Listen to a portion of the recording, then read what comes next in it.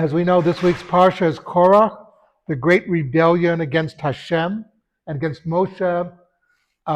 Officially and unofficially, it was really against Hashem. One of the things to understand about Korach and his argument was on the face of it, it makes sense. He doesn't say anything illogical. He says, look, why do we need all these mitzvot? First of all, he says, aren't we all holy? Which is a misunderstanding of the commandment. It says, you shall be holy, and this is how you become holy. Korach jumped the gun on that one.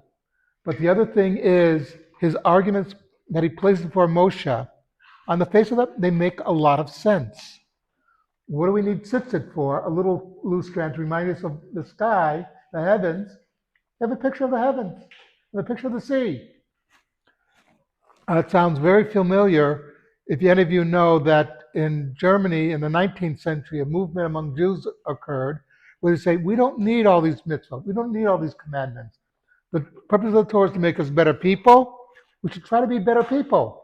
What do we need? Kashrut, Shabbat, all these different seemingly irrelevant commandments.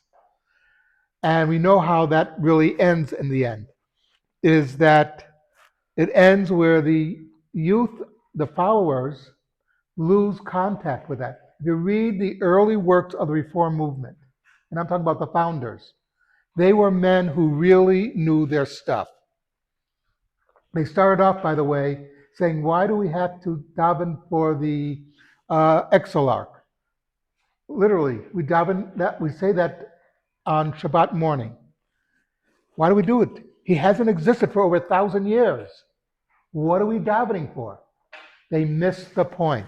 The point of everything we do, if you want to get the second generation to follow in your footsteps, they need something to be able to point to.